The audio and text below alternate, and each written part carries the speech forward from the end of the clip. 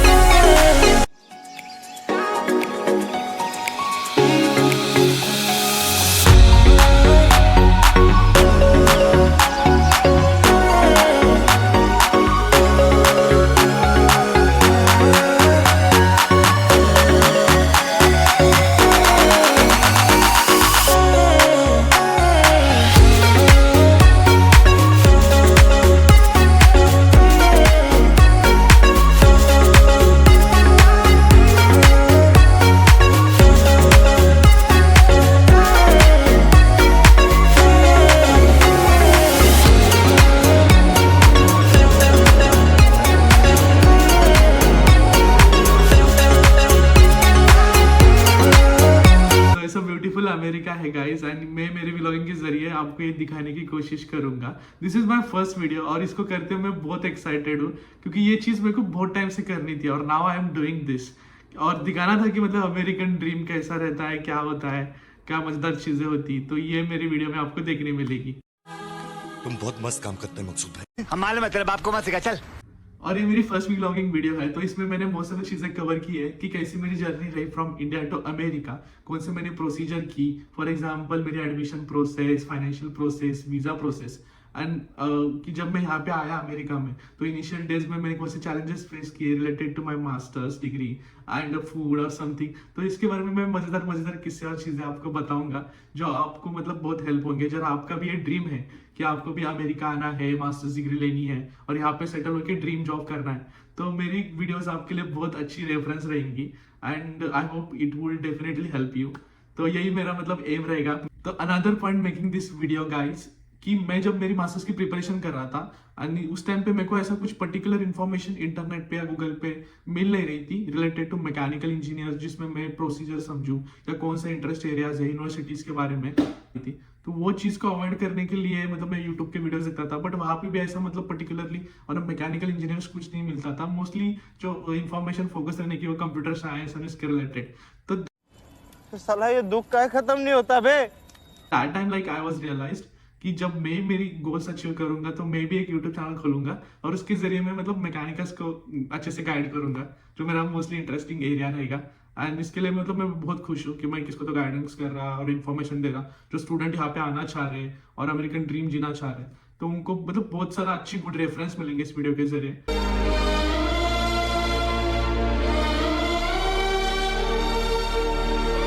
तो यहाँ से स्टार्ट होती है कि मैंने मैकेनिकल इंजीनियर ली थी और ऐसा कुछ मतलब मैं ब्रिलियंट स्टूडेंट नहीं था कि चल रही थी मतलब जिंदगी कट रही थी, पास हो रहे थे, हाँ केटी नहीं लग रही थी, वो बात अलग है,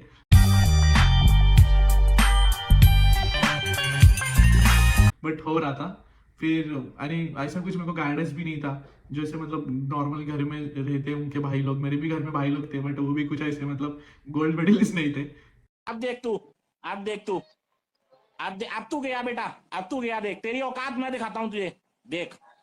तो एक दिन मैं बैठा था कैंटीन में और मेरा दोस्त आया, मेरे को बोलता है कि भाई सूरज यूनिवर्सिटी में अपने एक सेमिनार हो रहा जो हायर स्टडीज के ऊपर है। तो मैं बोला भाई ये सही इंटरेस्टिंग टॉपिक है, तो चलो चलते, समोसे भी मुझसे खाने मिलेंगे,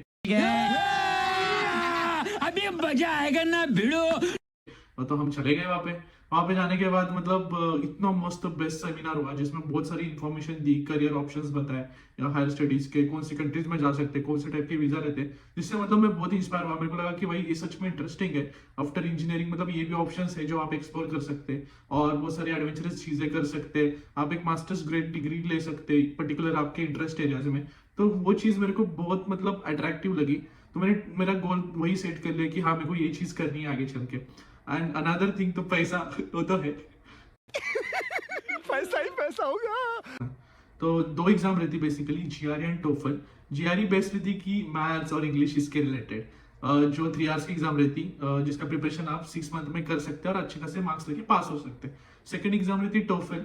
टोफल एक इंग्लिश लाइक बेसिक एग्जाम है जिसमें आपको रीडिंग, राइटिंग और ये सब चीजें करनी है।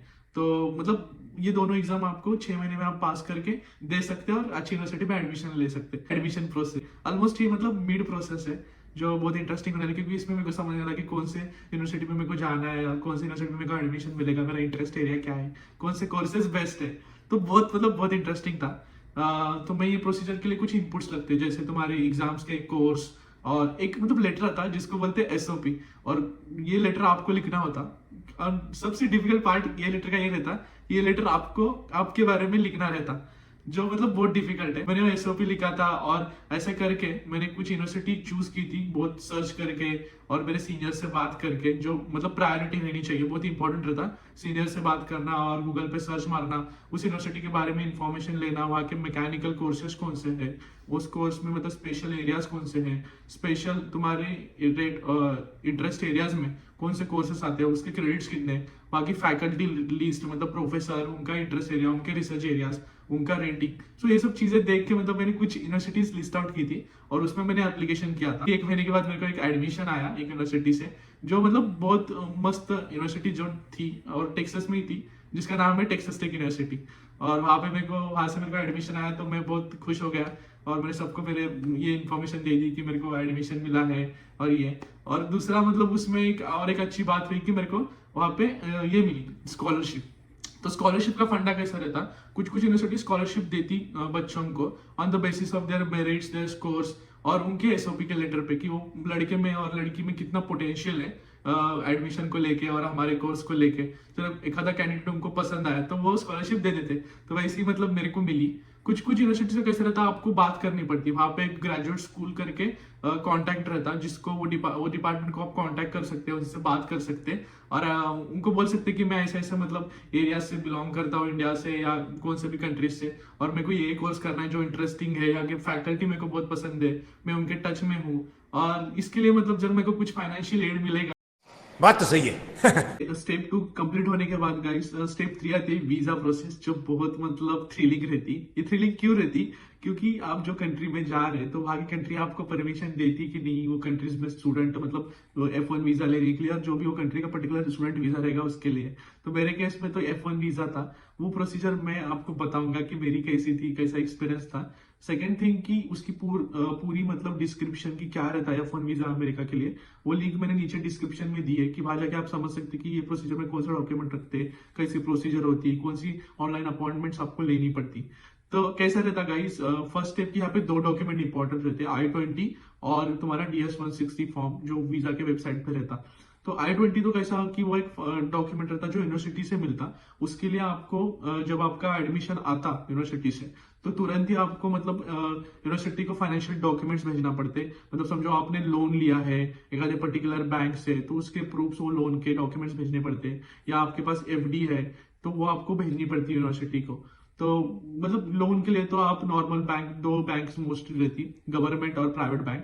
प्राइवेट बैंक में लोन की प्रोसीजर जल्दी होती, और दोनों भी केस में जब आपको लोन नहीं मिल रहा कुछ प्रॉब्लम की वजह से तो फाइनेंशियल सर्विसेज भी रहती, तो आप उनको भी अप्रोच कर सकते। इसके बारे में जब किसको डिटेल इन्फॉर्मेशन चाहिए, गाइडेंस चाहिए, तो आप मेरे को मेरे ईमेल पे मैसेज कर सकते हैं और मैं आपको जरूर रिप्लाई दूंगा, अच्छा गाइडेंस करने की कोशिश करूंगा। तो ऐसा रहता। तो वो डॉक्यूमेंट्स आप एक बार यूनिवर्सिटी को भेज दे, ग्रेजुएट स्कूल को, उस पर्टिकुलर यूनिवर्सिटी के, तो वो आपको I-20 जनरेट करके भेजते विद इन 24 आवर्स। वो I-20 डॉक्यूमेंट बहुत इंपॉर्टेंट रहता। फिर फाइनेंशियल सब डॉक्यूमेंट ऐसे आपको एक साथ बंच करके वीजा के प्रोसेस को जाना पड़ता।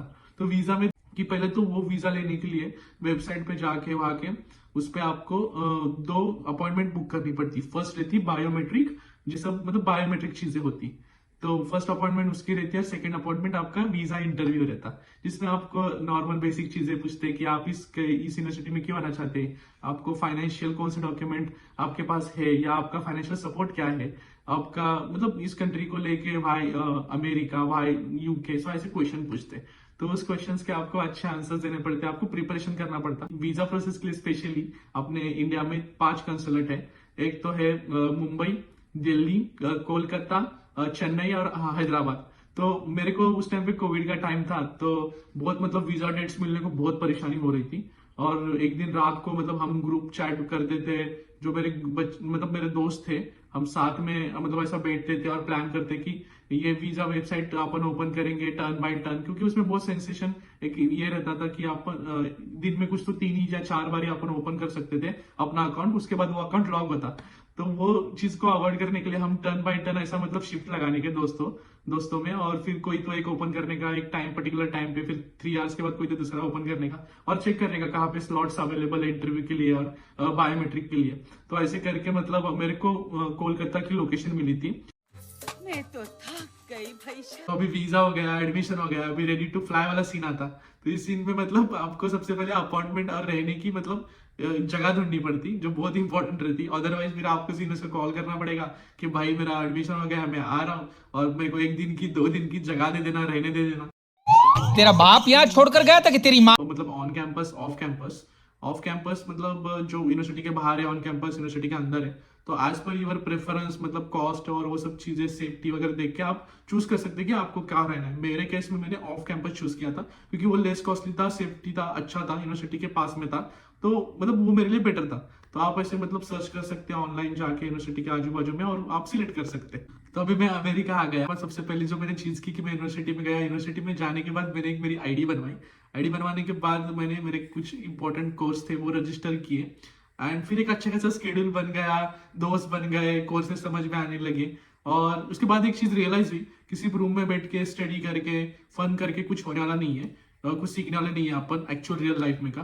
तो मैंने एक्सप्लोर किया कि अभी मेरे को मेरा मतलब फाइनेंशियल मेरे को स्ट्रांग बनाना है तो कुछ काम करना पड़ेगा, सीखना पड़ेगा वर्क कल्चर, और यहाँ पे मतलब मैं कैसे खुद को सपोर्ट कर सकता एज रेंट भरने के लिए और मेरा खुद का खर्चा निकालने के लिए। तो मैंने स्टार्ट किया कि जाके मतलब जॉब ढूंढना, तो काम स्टार्ट करना है यूएस में। तो उसके लिए सबसे मोस्ट इंपॉर्टेंट चीज़ है कि SSN, सोशल सिक्योरिटी नंबर, वो आपको उसके लिए अप्लाई करना पड़ता। विदाउट दैट एप्लीकेशन आप मतलब यूएसए में जॉब नहीं कर सकते, ना पार्ट टाइम कर सकते, ना फुल टाइम कर सकते।